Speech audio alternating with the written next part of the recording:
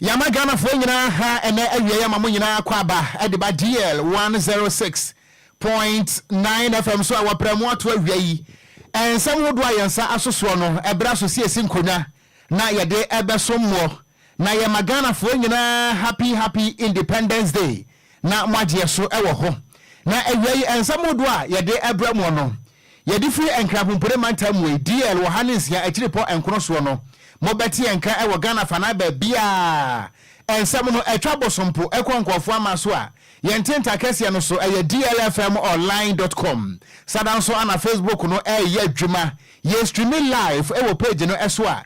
DL 106.9 yen social media handles ne nyina no awie ensam no enam so a won so wo betimi akenka bia na so atie bie ensam no emo da sano manam na de di mu akuti bi enne se enne eya da ponda wo my Ghana yaje ye ho efra kwasi kokko ensam no efisha makomako aduosia enso 67 years enie na ehyefa ekoso ne afasha ekoso ne nyina no National Road Safety Authority ede kokobo ma Ghana fo se obi ahwe ne ho so yie na won kwa somdwem na won sa medro somdwem wo media foto so ama wo my Ghana hyenkafo a eno so emu nsam wo betie na samkro na mu no ye beko emiamia hodo na ye ne yama ne bofo di nkomo na ye bisa se sen ana Independence Day no ama ne bositie na se na dwumadi ahodo no so ekoso empanimfo ahodo a wo mo so akasa nso ye de monsam ebesom wo ewo kasebo yi emu na ye be free Independence Day sansam ene ama ne bonu mu a ye beko Ghana ye mra hye bedafie na emra hye bedwani a wotia banwa so ewo trobo eye owu a Moses anim wo ye wo so afo abedi akira wo hwe ensuomunam ene ehon sansam eso wada to da kirem se mampani akufo ado ne na aban won mo ya de pa ma sesei eye afarefo abrabo atimi akoyi eno so mu nsam wo bete na ye bebo ade awuram ewo ngomasuam emrahye badwani e wono so tia ba anwa so de ma NDC ewo Bosa South eye Dr. Clement Apak wada to da kirem se mampani akufo ado wa na adwene se wode Ghana school no ebe diagro enu ntide ntia waka no sa no awiei emu nsam wo bete ensam no pika we ho ana awiei yaje bresi bre ya bekenkan ya de ma Ghana fo nyina se agimensam wo prem to bre ekasebo aye different enkrapompode mantam ditan kase ayase ewo nyuru DL wo ha eni ensia ekiripo enkono wo kenkan ne na awiei menam se kwantankro madedra dem ese keji madam mo mi bia kwadazi pu a edia majeso eye gangster katia mitenkura Okogyeabour Ocran ensam no emu chiremunie DL News.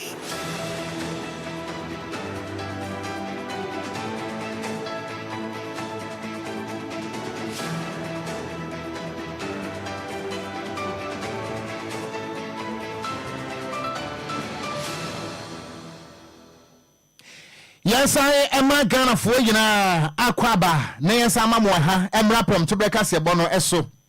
ye hensam no ase ana ene eyada ponda wo my Ghana ye yesi ho no mo na wiase nyina ne abibiman wo mani edi akire esanse efiti bra wo my Ghana ye nananom ekonkoden eje wo ma esi ho no mo efra kwasi kokko nsam no ene eye mfinsha maako aduosia enson eye 67th Independence Day celebration ana ekoso na dwumadi ne mpomponso ne nyina no ekoso ewo my Ghana epoye mantamo na hinkrokofodua emu na mene okase Ghana mampani na adodanko akufo ado waba bepie mu ewo hosada nso ana bedi akire Dr. Alhaji Mahmoud Baumia obi anso enne hokani ana baye empanimfo twotworo ane anintini ana saa bredwumadi na se anya samkotoa sada nso ana Ivory Coast mampani eye His Excellency Alassane Ouattara wono nso adnadi monyam ababe pie mu a wo special guest of honor eba ne sanso a ye wo emiamia hodo a Ghana fo bekro ebi ye mantam ebi ye mansini emiamia hodo a dwumadi ekro ye be nso ekoso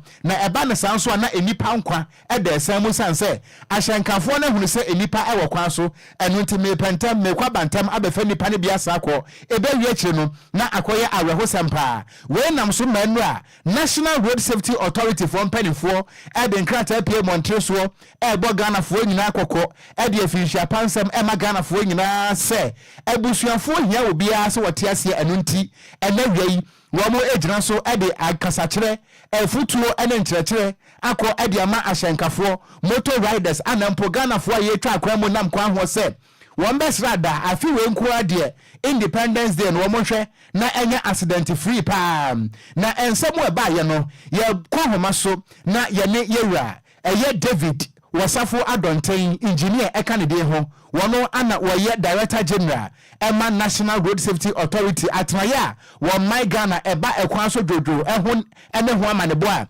wɔn edi mu ententeman yɛwura aba homa no so yɛnkɔ na yɛn road safety message yɛnye ɛmfama Ghana foɔ ɛne afutuo kakra wɔn wɔ no yɛnkɔ ahoma so engineer David Wasafo Adonten na wɔfa asomdwe nka wo Mejosu Okogyeabour Ocran Apakan. Papa. Wafa wadama wapombo ko de. Oh, obo ade da Roma me ho ye pa. Ye da wonyankopon ase. Wafa we de edi nkan ye beka se enra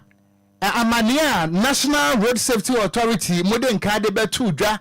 na mo we hye Ghana fo nyina a happy Independence Day no. DL kasebo ye beka se ye wo interest wo mo afiri se enipa ho nkwa anase nimpa nkwa ho ana yeyabo ho ban na mo kyerese mo the message ma Ghana for titiri no wo mo a wo mo be dwitwi akommia hodo for Independence Day no na wiai atiefo ne mpempem etiewu safety message ban ana mo de ma Ghana for ne afutuo wadama Yo minia ani me ofa se me do ase ana me mo ha na meji akwanya iso na mama Ghana phone na fishiapa DLFM 46.9 na Ghana yedi etie edusia enson 67 years na oja omai akona nim ye pa etibria ye shaafie na ya papa ye nana akuma president ekitiri omai na yedi nkata afa ni padodo no ansema amampanin for dodo no ansema bedum pempeso aye we no ye de asidamo biara na baby ye dui no yankopon onhwenke ye ho na onjiji etata sa kakranka pampa nim na Ghana enyin biem na enchirima enso metwa so ene ukasai upako fobia ya boja amampanin tijom na baby ye tijom amai asrafo de do no so ha titufo bi maimu amman bi a etwen ho hia so ha bi anya be he park so that asogafo na police for bon sra sei yanya tika ho amanyo bunye na ye jim bi a chese ye ni agiye se omai abedum pempenso a ne o ye di hu komoi na ye wo mu se eye bibi a ye na bibi akwesa afihye afahye na Ghana for the you think say that the brown one no dey afa ekra ye kojibi ani say that yeah ye ready said my dear bia ya nipa dodo no bodom pem ebi ko ready ebi nso ko tie ne omante tata na odi ase ye nkra nti no ebi aye ko phobia nti ko no dodo na ti nia na eba ebi tika mu oto sa so ebi nso nam ana wo mo ba na mebi atwam no ya na asinebo bedasa no na yedi nkita ho o mai mu a nipa ba asafa ebi nkodu ya na ate wo krapie sami kwa ko video me mesube kobia be ko frankwara ya yeso mo memachi ebi no onam ka kwa ho no ko ye o twa ka kwa mu obi tira ka tikwa mu wankodu na apanhia no ya na ye kan ho asem no edu 6 match nso a odibiba bro nya odiba iso odiba ya na ye ko mu so 6 match no odibiba na no na National Road Safety Authority ya tire ho hu se da bi en se ya ma edumadi no ya na e ka ba bi na mom ya mpa 6 match nka ho se ne be ya obi a obe na bi nso wo kwa akotie omampanin ana se dwumadi ya ye wo ko hebi no obekọ no san be dufie asomdwem enti National Road Safety Authority if be ntie be miensa nan no ya na edu sa mre no a ye ma ye home so se se ne yisa ani bonya aso no pepepe ya peja edumam anura ne sha asia across Massive highway ye sha asia bo otoko na ye dia nkyerɛkyerɛ edi ma ye nya no a wo mo tukwan akom ya miaye na wo mo na wo mo so ehu se edu saa mmiri a ya na akwanhyia nso pagya when you are driver probing so I said Sadia and the answer before going home I are trackers and the Sadia one station and you can go on one almost some combat now youngest when you say catch the minia who did not do hey at the end too now yes answer not your name now your name also I don't understand a compa won't run the back it's not yet you see a who from highway you're free in your police for chief super union went to joining and said none of the donor kakra and so to Lupa the drama mama tie a chief and you have to for no well be any more as one thing then you be amra aso mukabo yeah the whole thing it's sadly I think kakra the metro yen yam and sabi yeah you know na ni no kasa utimi nyina me dem din ko boy ko kuma sia san be fa bi ma sa ko yes sir ni e tu moto kamoto idu wachi sa ni ebu nso onu akotun di wasa ba ni ape ba dia mo agina wan ga ni ama driver fufu abe papa sin da pono ko ni abri yi pa ene ya dia to aso wo abri road wi ame ni o kasai ho ni ejegina ho nso ya ma driver fo hu nto wo sa tutu onu anu a wo mo pese wo ya so de no ya ma hu nya wo to sa sanse ne kwa dia pa ya profida enipa bebre wo krom ebi abbo chenku a group meeting. It is what you want me. Then one say, yeah, any genuine will be a Ponomusa. Or Canano, that's then a be enthusiasm at your soon to know. Or no upper home at the media. As you said, you. But you can't be a no opportunity. And then over her, it's a machine easy. And you tell me again, Dapoha, near you can't one from under from Wabro and Rano the Enso and you put out. Yeah, the whole thing. I see. Well, we know you man movie to say, yeah, shoulder, so obi agina no de o se da bi o pentam ti ni na no na yama emra anyway. Etibania no na ni de afeye ba. Yo. Ene yewra ensam no waboni nyina tofa e dia mayen wakokuma se kwan so ababuri e kokofo dua kwantempo so. Yewra de Ghana fo be kan se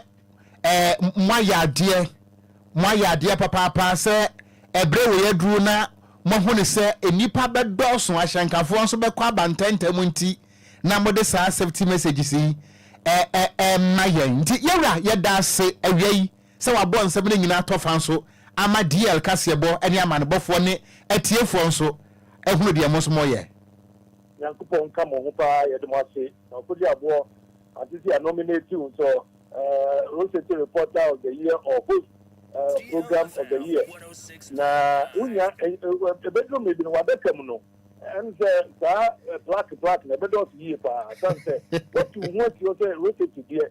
only yen abekon na tranda dia yes you know be kopa na yankopon enta ho no hiraw na omo adwuma enkoso abebiara medase anetiefo nso da se papa yewra engineer David Osafo Adonten director general Emma National Road Safety Authority enunti Independence Day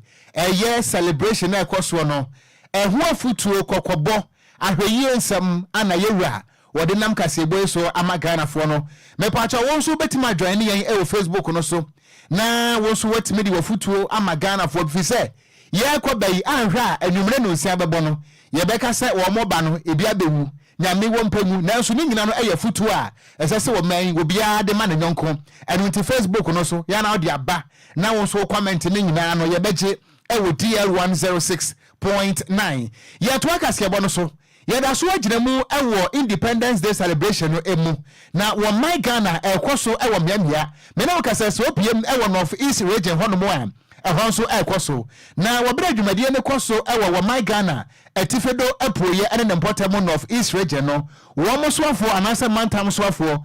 honorable Yidana Zakaria wo de atodwa akirem se ene akoye Independence Day no enipa benso ehye babia bone wo mo de papa na honorable Yidana Zakaria ekasa ne wechirem se bambofo wonum North East region wo mo atimi identify miamia bia enipa bofo bi ompese omkofa etuo ani akode ebewura Ghana na my Ghana somdwe eti anwea nanso no wo kanse nyankopɔ ani munyam na wahye Ghana fo nyina bɔ se asojafo apolisifoɔ ene bambofo aka wonom ewo North East region hono woma ka bom eye adwuma ama san krofo a woma kwahye baabi na womo ebo pobone ade atia Ghana somdwe no enche biada wobo ade bepa wo so entoma wobra yewura eye Zakaria Judana wo kasa no emu sam kakra di tudwa enie. We make concerted efforts to attain new targets in the coming years. It is also significant to mention that government has invested so much in the education, agriculture and health sectors since we came into office in 2016. The implementation of the flagship free SHS program and the construction of Agenda 11 hospital projects attest to these facts, among several others. The overarching goal of this monumental investment is aimed at developing an internationally competitive and capable human resource adequately prepared to manage our own affairs. Let me at this juncture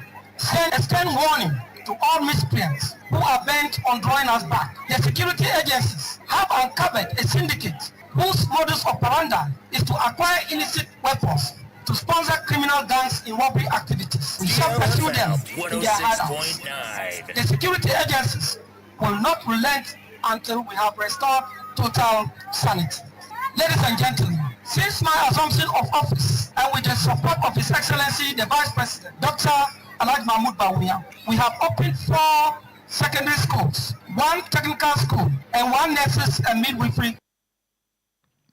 Enti ebusanfoni ayeti yeyi eye North East Regional Minister Honorable Judana Zakaria ana wo kasa no wo kirem se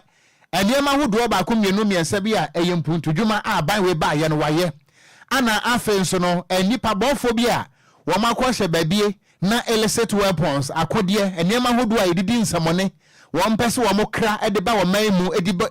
bone ni nyina no ayade se bambofo a wonom ewo wo my Ghana etifedo ene nempotem no wo mo ye adwuma se san krofo no enche biada ye beyi wonom apie wo ba Facebook no so a ye DL106.9 na won so watimi ede wadwompo no abrayen na senia 6 March no ekoso no ye bekwa homa so na yakodi nkomo ade free emiamia ahodo na bibia nso atimi akọ enkane a wo ba Facebook no so afọ adwompo no nyina nso abrayen ewo DL106.9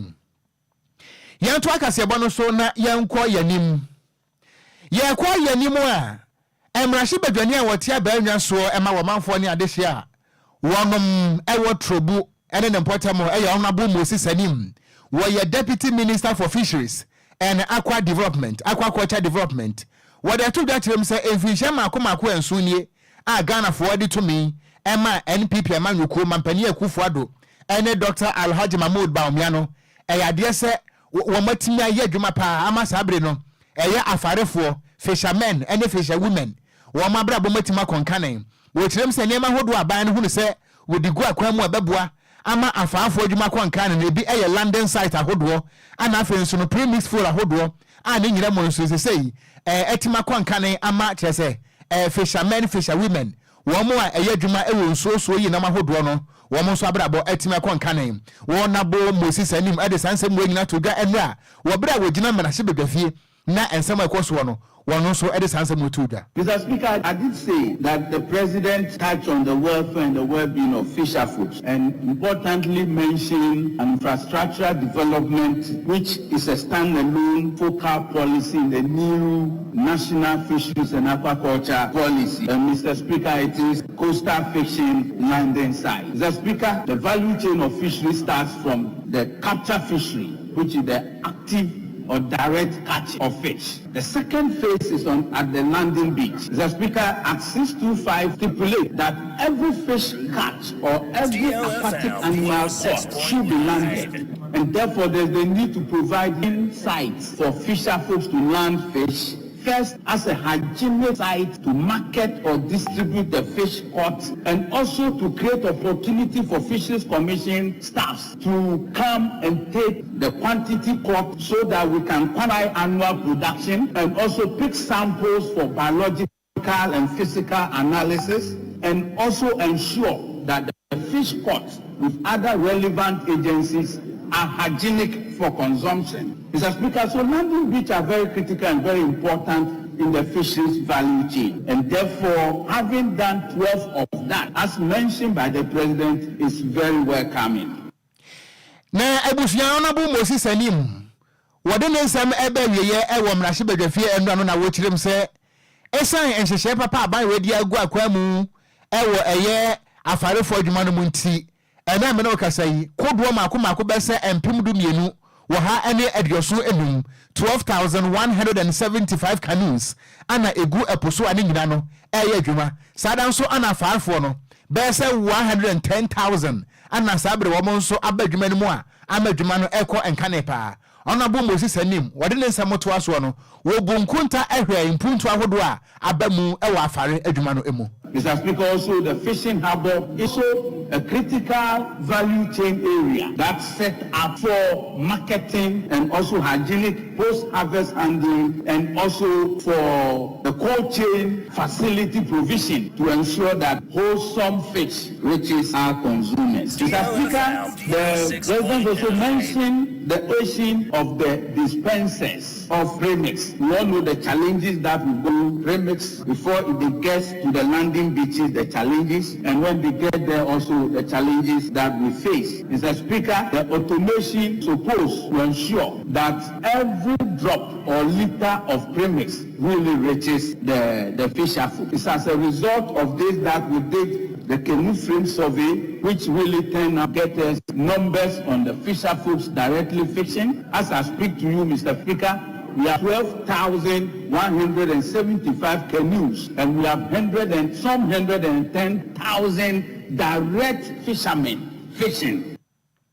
Eni ayeti yeyi eyamrahye bedwani a wote abaanwa so ewo trobu amasamane ne mpotamo wono a ana woye wosoafo abedi akire a wohwe nsuomunam ene ne nkankro eso Honorable Moses anim ana yete ne nkan yeda so agire mu ewo Ghana yamrahye bedwafie na enna na nyasam ketewa ewo mrahye bedwafie ho ne nyina no ene sese Ghana fo ebeka ye a 2017 num wabra Ghana yeto aba ede ma mampani akufo ado ene na MPP amanyuko no ana na dwumadie bi kwaso ewo kumase na eye World Cocoa Day edaponda na ewiase nyina ede kai cocoa ene ni mpuntuo ne nkankro ewo ewiase nyina nso sikasem mu na 2017 mampani akufo ado ekoi na wobere wogire simpie ni apaso a wokasa no ensem oditu da ene se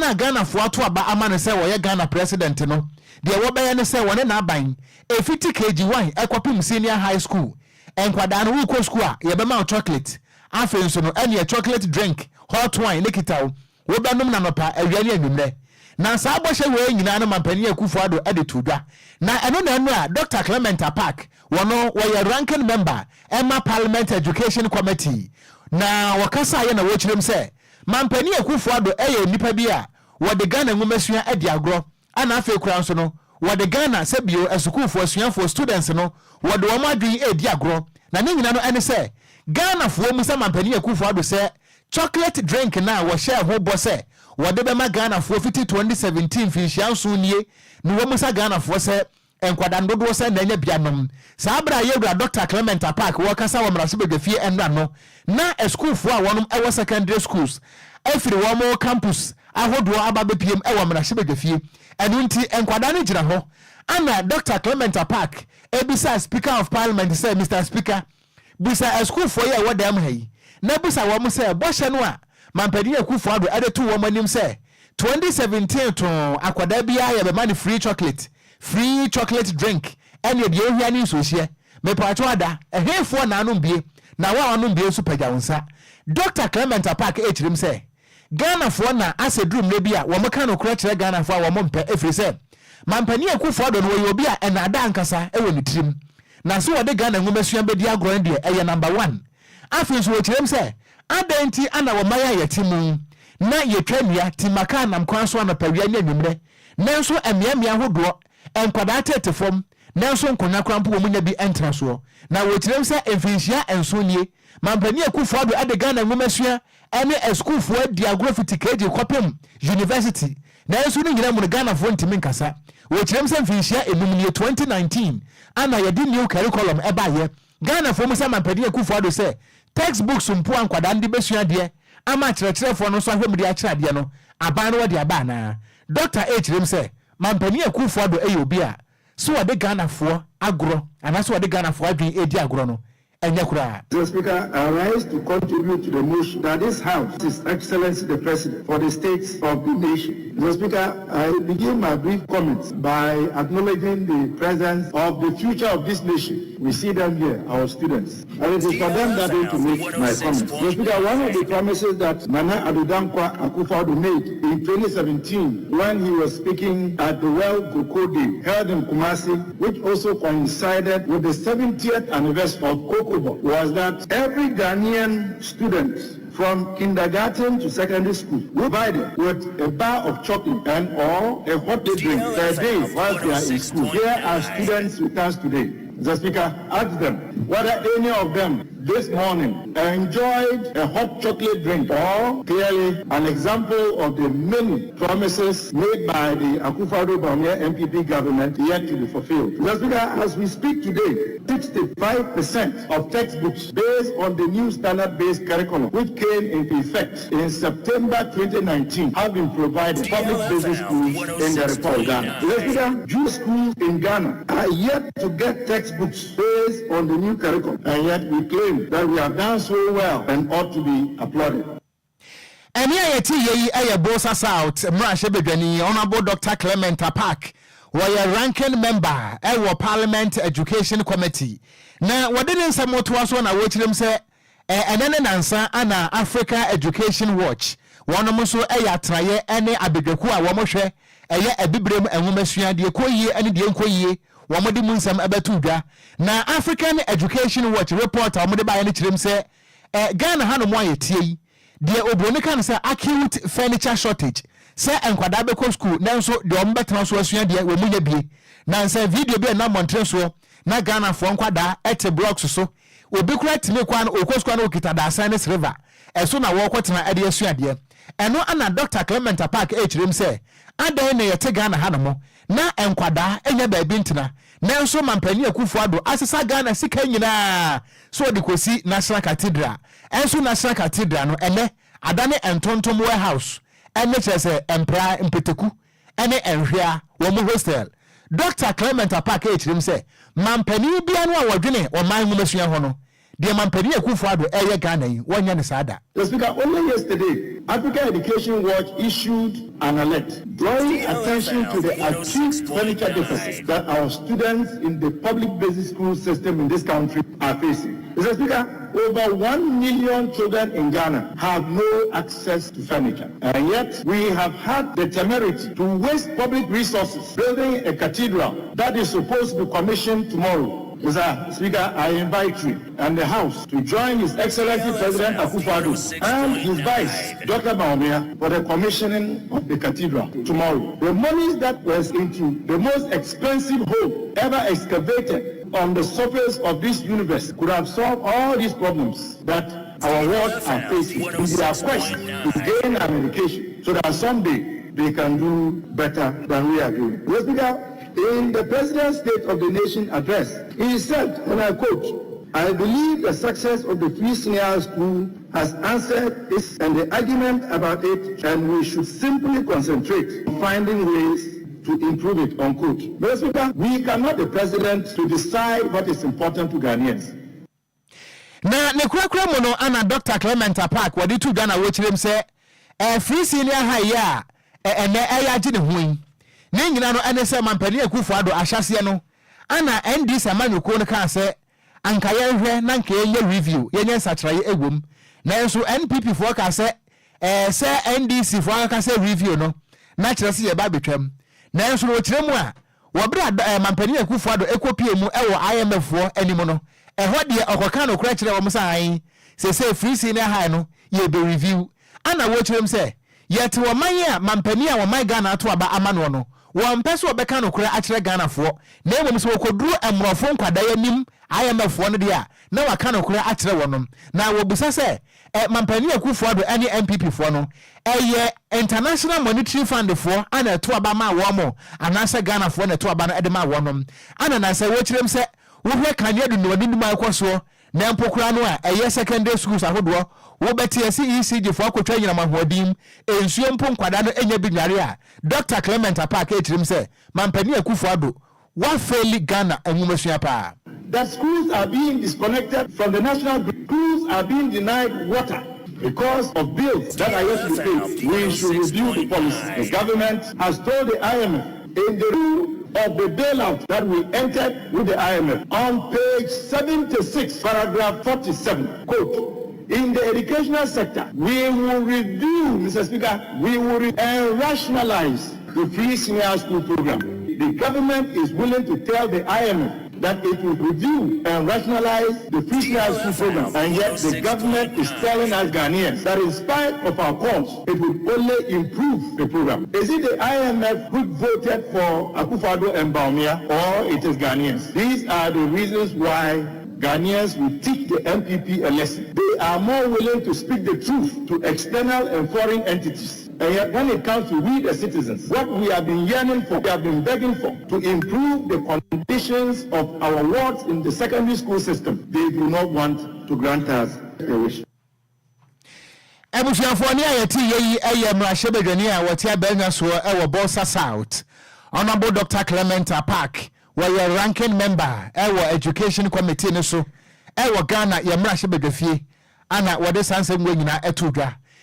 Ewia promtobeka sebon ye kenkan ediama won ye gina weso na Apakan GH atenase eme ye holiday nti ye pentem se yase nkonwa ye wi ade ye kwoto yensa ewo montre na de besie bia so asi Apakan atenase me ba sisi a DL News.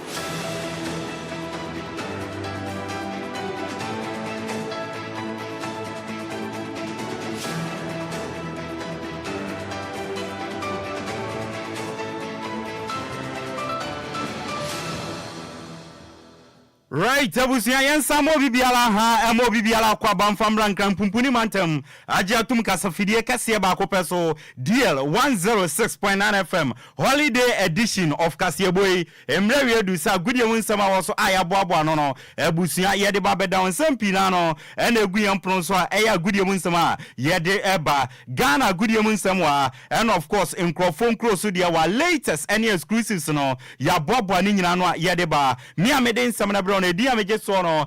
yesu ano de share Apakan GH the Blessed King me na mesin kunya me de agudie mu nsam no de bro ebusuan bomboni a na Ghanaian live on Facebook DLFM 106.9 FM na ne aye nyina no obetumi enjoy ne kama enya asem keto antentem so ano mensi from na menfa nsam na menfa down there mensha se emfa fifie mi wi a na makwa wie wo Nkrofon Kroso dia mensha se emfa fi the 13th edition of the All African Games Accra 2023 nyame adoma efiade be no officially eshase na mo event awodo na no ashase wonsam eno no na endra na mechirema Akwaba night jams no eba so ewo Accra International Conference Center na artiste ko giramu performing de ma countries awodo na Akwaba no na Kofi Kinata ejiramu bi sanso na Kwame Yuji no giramu bi na efuanso ko giramu bi a omokoto ndwuma awodo a endra Akwaba night no eba so ayere wonsam de ema na sana mede to anim no officially fiada na eshase de na mo me no ka say badminton any tennis any event awodo no ashase na endra Egypt akwala reswa wedding fie dunsia ye fene Hana Goda oche ne counterpart on fi Egypt aye friend Dinama Chef e born 4-2 on tennis no etumi egi gold medal ewo eye the All African Games na ekosi edisini na so na akwala aye friend Hana Goda 16-year-old and waba be first athlete wetumi agi gold medal ewo this year All African Game no na waba be ya bakwasem say ona waba the youngest ever tennis player or African continent is wetumi agi medal yede won some edit to him into abaywa aye friend Hana Goda 16-year-old wetumi agi gold medal yede won some edit to him na Professor Peter Chumesi National Sports Authority omo Director General na papa Nkrofo bonachia say na dwuma oye as Director General at the National Sports Authority no ofem nti be ya mampani enja ne kwan ma ne nko officially no and andra nkrata babonti a echiema yeyi Professor Peter Chumesi at the National Sports Authority as Director General ende enyono eno ye Director General biem at the National Sports Authority na nkrata ne babonti no ɛna Professor Peter Chumesi ɛkɔ social media hodo ɛkɔ tro krata tententen ɛde or chema or the aseda kɛseɛ ɛde bɛma twedi ampon Nyankopɔn so man akwenya ɛma ne nkwa ɛma ne kɔ serve ɛwɔ National Sports Authority a Director General mfie no mu atwamu yi ɛno akyi nso no or the aseda kɛseɛ ɛde bɛma Ghana mampani His Excellency Nanado Dankwa Akufo-Addo so nya ne mujidie appointing as Director General ɛde ma National Sports Authority ɛma ne serve over 50 sporting air association or so obeda mampani asipi say onya ne mujidie ɛma ne sa kwenya no na yeyi Professor Peter Chumesi edifuwe say obi ba me no ka say de ya bo Dr. Doji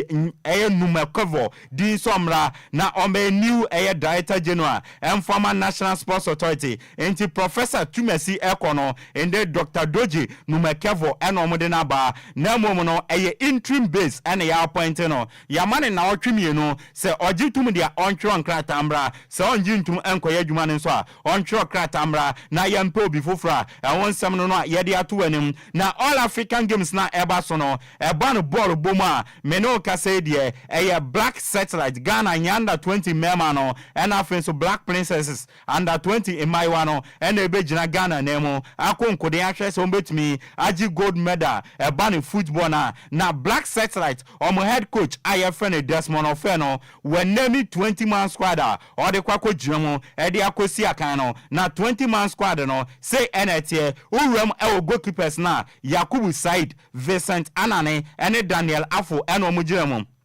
and offense oko defense na Aaron Essel Asamoah Kufuor remember Adumakon Nana Kwame Boache Maso Azakope and David Amuzwe any defenders are omubejemo oko midfielders na say NT Makati Ofori Mahasion Mahmoud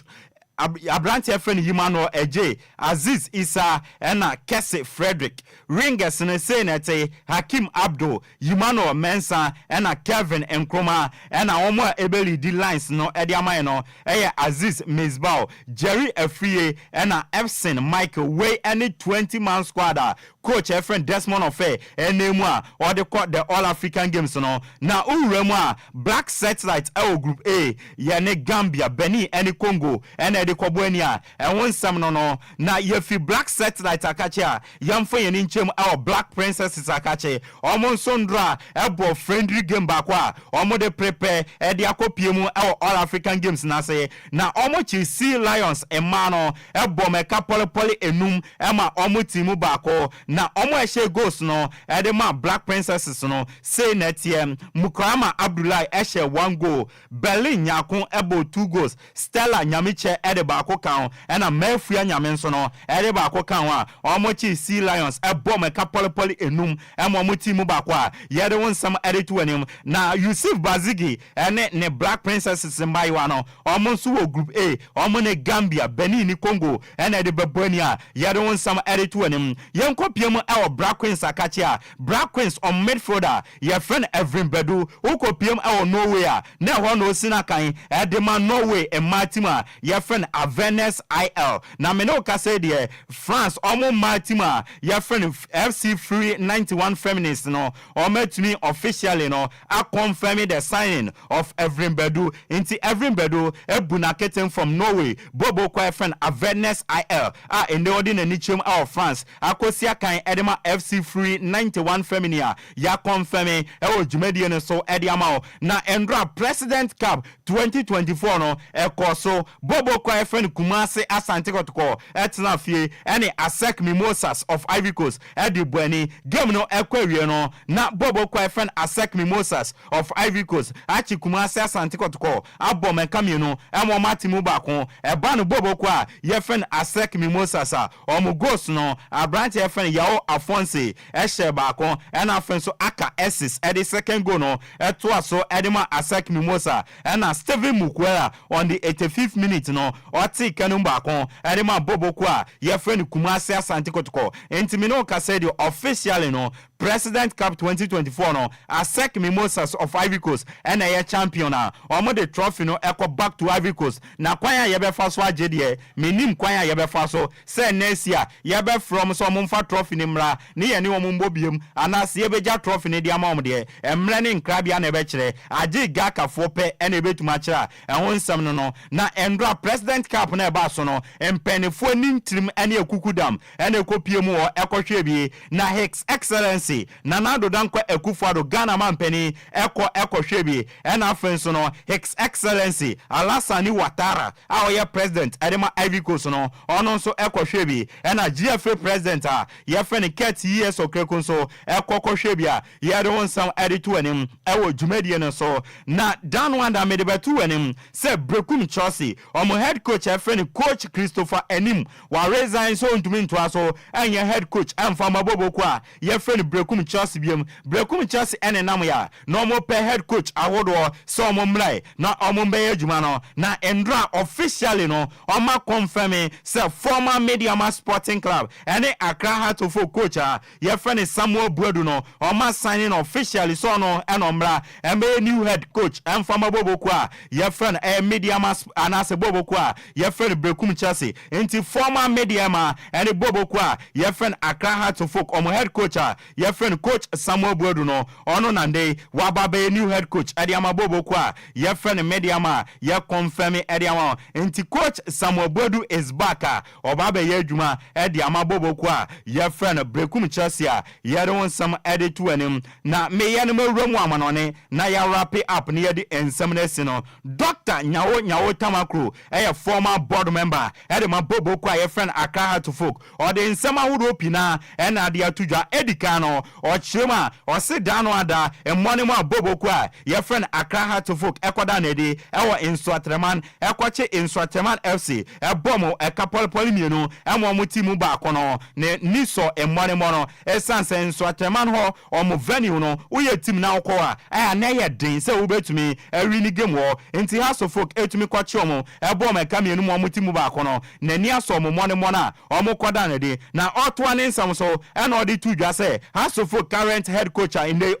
aye coach your friend Abubakar Ouattara no embra oba ababe head coach Ariama Tima your friend Heart of Folk no na oni ni mujidie na mo ntogbe afede etumi convince coach we or a good coach nyane mujidie ye de ne ba obeboa ampampa House of Folk enso ede ne ba no watumi aba ababe ye adwuma na they will prove obia wrong enti obo coach na ba so na ose nkrofo keka na House of Folk no omu interfere coaches adwuma enti coach FN Abubakar Ouattara wabe mpenefo enyane mane nya adwuma ombe interfere won adwuma ose enya no kre House of Folk wo omu interfere wo coaches adwuma enti coach Abubakar Ouattara no ojidie se mpenefo beja no na waye na adwuma we ni nsema former board member edema Accra Heart of Folk your friend Dr. Nyawo Tarakru ede atudwa ye de ma odwumedie no so na yemfifie ni yemfa ye ni nchemo ewo nkrofo nkroso na yenye ni yemfa ensem ni nsidia endra UEFA Champions League round of 16 second leg no eshase na ukopiem ewo Alliance Arena ewo Germany bobo ka efene Bayern Munich omotena fie eche Lazio a mufi Italy ebom eka pole miensa a omentmante Hurricane ebo 2 goals na Thomas Muller edeba akoka enti aggregate no ekoye 3-1 me no ka say de team a ye friend Bayern Munich no oma qualify ekopiem ewo quarter finals na enwon sam no bobo kwa ye friend Real Sociedad enso etna fie ewo ma ye friend Spain ema bobo kwa ye friend Paris Saint-Germain omo fi France ekobom eka mienu ema omo timu ba kon Abrant ye friend Kylian Mbappe ena ebo 2 goals no edema PSG ena Abrant ye friend Merino eti kanum ba kon edema tima ye friend eye Real Sociedad nanso no ebe ye 4-1 on aggregator tima ye friend PSG ede a qualifier omo de ko manima ye de won sam eretu anim enne games no ebe to aso ukopiem awo Etia Sports Stadium referee friend Escas a ofi Norway ena ebe kwakodi sa game no Manchester City enumre no otwe no ombetena fie no mne FC Copenhagen a omufi Denmark edi abania sa game we ebe big game by all standard first leg no Man City ekopiem ewo FC Copenhagen fie ekochi omo bom eka pole miensa emo mutimu ba kunti game we de ne aye no eya Dandelane sa edi amabobo kwa ye friend Man City won sam no enumre no otwe na no ukopiem biem our Santiago Bernabeu team a your friend Real Madrid on betna fie and Bobo kwa your friend RB Leipzig omufi Germany Eddie Abweni referee your friend Davide Massa ofi Italy and ebekwa kodi sa game no first leg no Real Madrid Remo Germany ekwachi team a your friend RB Leipzig ebo mekaba kwa omentmanti inti game we no team a your friend Real Madrid omuntumi underrate RB Leipzig and one seven no Europa League no round of 16 so game back ko ebetodwa ebo anwumere 7:45 Sporting CP omone Atlanta omufi Italy de bebani a ye de won sam de ema ebusia yamfa gudie mun sam nsi ne wrap it up ne yamfa kasebo ne nsi esan Sunday holiday nti ese ye kwaji ahome me a media gudie mun sam na de bro no edi a meje so no ya yesu ano de share Apakan GH the Blazer King Sam de Okogyeabour take over no wa prapreche ne ye de kasebo ne nsi over to you Okogyeabour ebusia ya da se mu ye tiefo yakra mo DL News.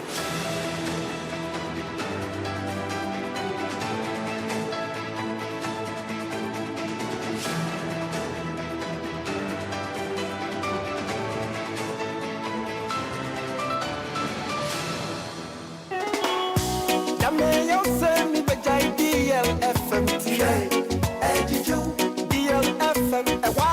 DLFM,